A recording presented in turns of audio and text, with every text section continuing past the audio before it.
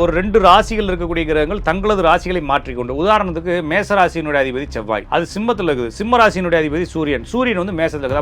அப்போ செவ்வாயினுடைய வீட்டில் சூரியனும் சூரியனுடைய வீட்டில் செவ்வாயும் உட்காருவது பரிவர்த்தனை. இது போல பரிவர்த்தனைகள் 2 செட்டுக்கு மேல பரிவர்த்தனை இருந்தாலோ, 2 வக்ர கிரகங்களுக்கு மேல இருந்தாலோ, அல்லது 2 விளிம்பு கிரகங்களுக்கு மேல இருந்தாலோ, சந்தி கிரகங்களுக்கு மேல இருந்தாலோ, அவருக்கு கண்டிப்பாக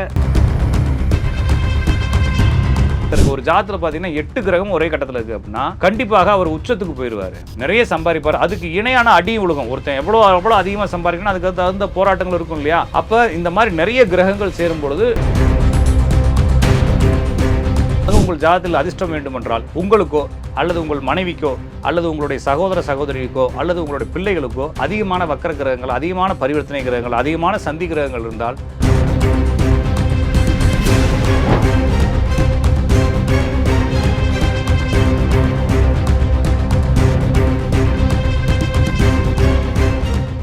ரியல் ஒன் ஆன்மீகம் நேயர்கள் அனைவருக்கும் வணக்கம். நான் உங்கள் ஜோதிடன் ராஜநாடி காப்பா. மீண்டும் இந்த காணொலி வாயிலாக உங்களை சந்திப்பதில் மிகுந்த மகிழ்ச்சி.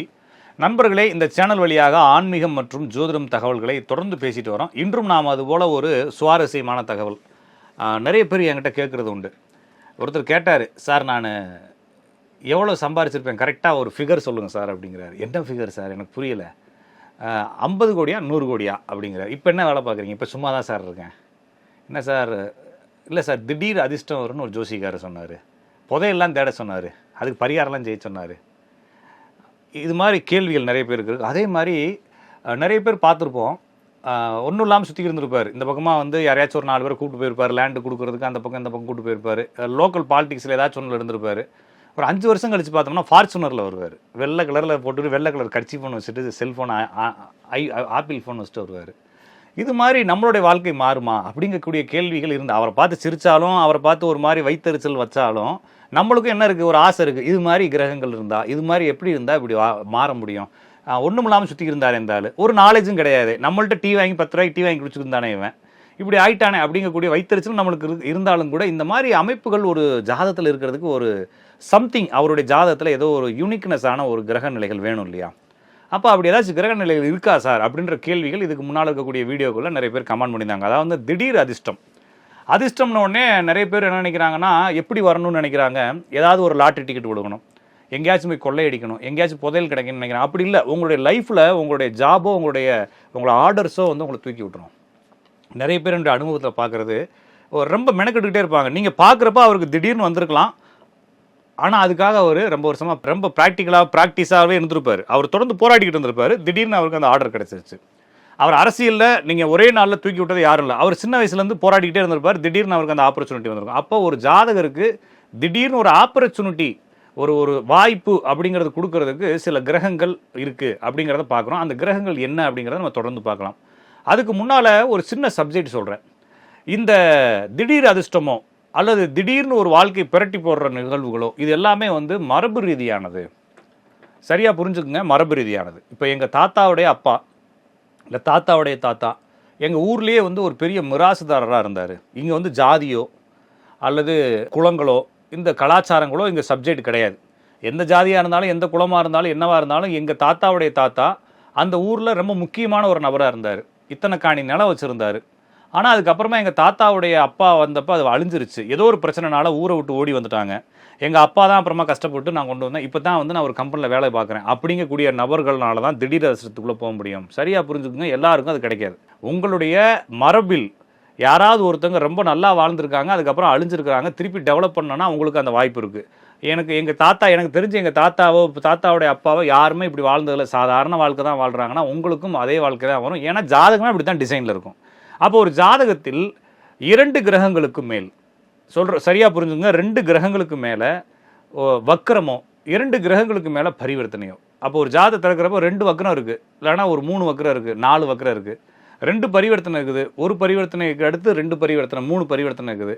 இப்படிலாம் கிரகங்கள் இருந்தால் அதிகமான வக்கரமோ அதிகமான பரிவர்த்தனையோ அதிகமான சந்தி கிரகங்களோ, ஒரு ஜாதகத்தை திறக்கிறப்ப எல்லா கட்டத்திலையுமே கிரகங்கள் இருக்குது. ஒவ்வொரு கட்டத்தில் ஒரு கிரகங்கள் இருக்குது. அந்த கிரகங்கள் அந்த கட்டத்தில் 0லேருந்து 2 டிகிரிக்குள்ளேயோ அல்லது 28லேருந்து 30 டிகிரிக்குள்ளேயோ இருந்தால் அந்த கிரகம் சந்தியில் இருக்குன்னு அர்த்தம். பரிவர்த்தனைங்கிறது உங்களுக்கு தெரியாட்டினா கூகுள் பண்ணுங்க. ஒரு 2 ராசிகள் இருக்கக்கூடிய கிரகங்கள் தங்களது ராசிகளை மாற்றிக்கொண்டு, உதாரணத்துக்கு மேச ராசியினுடைய அதிபதி செவ்வாய், அது சிம்மத்தில் இருக்குது. சிம்ம ராசியினுடைய அதிபதி சூரியன். சூரியன் வந்து மேசத்தில் இருக்குது. அப்போ செவ்வாயினுடைய வீட்டில் சூரியனும் சூரியனுடைய வீட்டில் செவ்வாயும் உட்காருவது பரிவர்த்தனை. இதுபோல் பரிவர்த்தனைகள் 2 செட்டுக்கு மேலே பரிவர்த்தனை இருந்தாலோ, 2 வக்ர கிரகங்களுக்கு மேலே இருந்தாலோ, அல்லது 2 விளிம்பு கிரகங்களுக்கு மேலே இருந்தாலோ, சந்தி கிரகங்களுக்கு மேலே இருந்தாலோ, அவருக்கு கண்டிப்பாக வாழ்க்கையில் ஒரு சின்ன அதிர்ஷ்டம் கிடைக்கத்தான் செய்யும். இந்த அதிர்ஷ்டத்தினுடைய அளவு என்ன சார்? நான் வந்து ஒரு கார் வாங்க வேணாம், 3 ஆடி வாங்க வேணாம், 2 BMW வாங்க வேணாம், 5 ஏக்கர் நிலம் வாங்க வேணான்ற அந்த கொஸ்டின்லாம் வைக்காதீங்க. இது வந்து இந்த லிமிட்டேஷன், இந்த அளவு என்னன்னா, உங்களுக்கு முன்னால் உங்கள் மூதாதையர்கள் வாழ்ந்தாங்க இல்லைங்களா, அவங்கள நீங்கள் தெரிஞ்சுக்குங்க. அவங்க அந்த ஊரில் எந்த அளவுக்கு வேல்யூவாக வாழ்ந்தாங்களோ அந்த வேல்யூவில் நீங்களும் வாழ்வீர்கள். சார் அப்போ எங்கள் சித்தப்பா பையனும் அதே வம்சத்தெல்லாம் வந்திருக்கிறான், எங்கள் தம்பி அதே வம்சத்தெல்லாம் வந்திருக்கான். ஆமாம், ஆனால் உங்கள் ஜாதத்தில் அந்த வக்ரம் விளிம்பு பரிவர்த்தனை 3க்கு மேலே இருந்துச்சுன்னா உங்களுக்கு கிடைக்கும். உங்களுக்கு இல்லை, உங்கள் சித்தப்பா பையனுக்கு இருக்குன்னா அவனுக்கு கிடைக்கும், அவ்வளோதான்.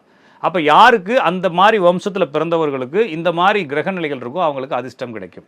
இது எப்போ சார் கிடைக்கும் அப்படின்னா, அந்த வக்ரப்பு கிரகம் மேலோ அல்லது பரிவர்த்தனை கிரகத்தின் மேலோ அல்லது விளிம்பு கிரகத்தின் மேலோ கோட்சாரத்தில் இருக்கக்கூடிய ராகு மற்றும் சனி ஒரே நேரத்தில் போகும்பொழுது. சனி மட்டும்தான் போகுது, வந்துருமா? வராது. அப்போ அடுத்து ராகுவும் கேதுவும் அந்த வக்ரம் பரிவர்த்தனை விளிம்பு கட்டம் இருக்கு இல்லைங்களா, அந்த கிரகம் உள்ள கட்டத்துக்கு 1, 5, 7, 9 டிக் அடிச்சுங்க ஒரு பென்சிலில். நான் சரியாக சொல்கிறது புரிஞ்சுக்கங்க. வக்ர கிரகமோ பரிவர்த்தனை கிரகமோ விளிம்பு கிரகமோ 2க்கு மேலே இருக்கணும். அப்படி இருக்கக்கூடிய கிரகங்கள்லேருந்து அந்த கிரகத்தை டிக் அடிச்சுக்குங்க. அதுலேருந்து 1, 5, 2, 3, 4, 5வது கடத்தை டிக் அடிச்சுக்குங்க, 7வது கடத்தை டிக் அடிச்சுங்க, 9வது கடத்தை டிக் அடிச்சுங்க. இன்றைக்கி கிரக நிலைகள் எங்கே போகுதுன்னு பாருங்கள். இந்த 5, 7, 9ல் சனியோ ராகுவோ கேதுவோ இதில் ஏதாச்சும் ஒன்று, சனியும் போகணும், அதோட ராகு கேது ஏதாச்சும் ஒன்று. இந்த 5 கட்டங்கள் எங்கே வேணாலும் போகலாம். 2ம் பேரலாக ஏறும் பொழுது உங்களுக்கு திடீர் அதிர்ஷ்டத்தை கொண்டு வந்து கொடுக்கும். நிறைய பேருக்கு பார்த்தீங்க அப்படின்னா சனி வக்ரமாக இருக்கும் ஜாதகத்தில், அவங்களுக்கு 35 வயசுக்கு மேலே லைஃபே தூக்கி விட்டுரும். அப்போ ஒரு ஜாதகத்தில் அதிர்ஷ்டத்தை கொடுப்பது கிரக காம்பினேஷன். நிறைய பேர் என்ன சொல்கிறாங்கன்னா யோகம்னு சொல்கிறாங்க, சந்திராதி யோகம்னு சொல்கிறாங்க. மொத்தம் 4800 யோகத்தில் 2000 யோகம் சந்திரனையினுடைய யோகமாக இருக்கிறது. நம்ம அப்படி போக வேணாம். நம்ம யோகம்னா என்னன்றதை டீட்டெயிலாக பேசிக்கலாம். யோகம் என்பது கிரகங்கள் சேர்ந்திருப்பது. அப்போ ஒரு கிரகத்துக்கு மேலே 2 கிரகங்கள் சேர்ந்துருக்குது அப்படின்னா ஒரு யோகம்னு சொல்கிறாங்க. 3 கிரகம் இருக்குது, 4 கிரகம் இருக்குது, 5 கிரகம் இருக்குது. ஒரு ஜாதத்தில் பார்த்தீங்கன்னா 8 கிரகம் ஒரே கட்டத்தில் இருக்குது அப்படின்னா கண்டிப்பாக அவர் உச்சத்துக்கு போயிடுவார், நிறைய சம்பாதிப்பார். அதுக்கு இணையான அடியும் விழுகும். ஒருத்தன் எவ்வளோ அதிகமாக சம்பாதிக்கணும், அதுக்கு தகுந்த போராட்டங்கள் இருக்கும் இல்லையா. அப்போ இந்த மாதிரி நிறைய கிரகங்கள் சேரும் பொழுது நல்ல சக்ஸஸும் கிடைக்கும், அதுக்கு தகுந்த மாதிரி போராட்டமும் இருக்கும். ஆனால் அந்த வக்ர பரிவர்த்தனை கிரகங்கள் விளிம்பு கிரகங்கள் 2க்கு மேலப்பட்ட கிரகங்கள் இருந்துச்சுன்னா அவங்களுக்கு போராடாமல் கூட சில விஷயங்கள் கிடைச்சிரும். திடீர்னு ஒரு ஆஃபர் எடுப்பார், ஒரு ஆர்டர் எடுப்பார், கடன்னு ஒரு ஆர்டர்லேயே ஒரு 5 ஆர்டர் வரும், கடன்னு முன்னேறி ஒரு 5 வருஷத்தில் ஒரு பல லட்சங்களை சம்பாரிச்சிடுவார். நிறைய பேர் பார்க்குறோம் இல்லையா, நிறைய அரசியல்வாதிகள் பார்க்குறோம் இல்லையா, நிறைய ப்ரமோட்டர்ஸ் பார்க்குறோம். ப்ரமோட்டர்ஸ் நீங்கள் நிறைய, எனக்கு தெரிஞ்சு ஒரு பானிபூரி விற்கிறவர் என்ன பண்ணிக்கிறாரு, அந்த தெருவுலேயே வந்து ஒரு 15 வீடு கட்டி விட்டுருக்காரு பானிபூரி விற்று. அவர் பானிபூரி இந்த ஸ்பாட்லேயும் அவர் தான் வைப்பார், அந்த தெருவுலேயே அவங்க வீட்டுக்காரங்க தான் வைப்பாங்க, இந்த தெருவுலேயே அவங்க தம்பி தான் வைப்பார். அவர் நேரம் இல்லையா, அவர் நேரம் என்ன பண்ணியிருக்கு, கடன்னு ஆலையை தூக்கி விட்டு அந்த ஏரியா ஃபுல்லாக பானிபூரி கடையெல்லாம் இவர் தான் பானிபூரி சுட்டு கொடுத்துட்டு இருக்காரு. 60-70 லட்ச ரூபா வருஷத்துக்கு சம்பாதிக்கிறார். இது வந்து என்னன்னா அவருடைய கிரக நிலைகள். அப்போ ஒரு ஜாதகத்தில் இருக்கக்கூடிய வக்ர பரிவர்த்தனை கிரகங்கள் எத்தனைன்றதை எண்ணுங்க. நிறைய பேர் வந்து இதை வந்து அவயோகமாக சொல்கிறாங்க, நான் வந்து இதை யோகமாக சொல்கிறேன். அப்போ யோகம்ன்றதுல அவயோகம் இருக்கத்தான் செய்யும். கண்டிப்பாக உங்கள் ஜாதகத்தில் அதிர்ஷ்டம் வேண்டுமென்றால் உங்களுக்கோ அல்லது உங்கள் மனைவிக்கோ அல்லது உங்களுடைய சகோதர சகோதரிக்கோ அல்லது உங்களுடைய பிள்ளைகளுக்கோ அதிகமான வக்ர கிரகங்கள், அதிகமான பரிவர்த்தனை கிரகங்கள், அதிகமான சந்தி கிரகங்கள் இருந்தால் அவர்கள் அதிர்ஷ்டத்தை நோக்கி நகர்ந்து கொண்டிருக்கிறார்கள். இந்த அதிர்ஷ்டம் எப்போது வரும் அப்படிங்கிறத அருகில் இருக்கக்கூடிய ஏதாச்சும் ஒரு ஜோசியரை பார்த்து கேளுங்க. எல்லாரும் ஒரே மாதிரி பலன் தான் சொல்லுவாங்க. நிறைய பேர் அதே மாதிரி குழப்பிக்காதீங்க. பரிகாரம் செஞ்சு இப்போ நிறைய பேர் என்ன சொல்லுவாங்க, புதையல் எடுத்துறேன் பரிகாரம் செய்ய சொல்லுவாங்க. அதுக்கெல்லாம் மாட்டிக்காதீங்க. உங்கள் ஜாதகத்தில் என்ன இருக்குன்றதை தெரிஞ்சுக்கிட்டு அப்படியே அமைதியாக உங்கள் வேலையை பாருங்கள். ஜாதகமே கொண்டு வந்து உங்கள்கிட்ட சேர்த்துரும். நன்றி, வணக்கம். நாம் மீண்டும் அடுத்தடுத்த வீடியோக்களில் நிறைய தகவல்கள் பேசுவோம்.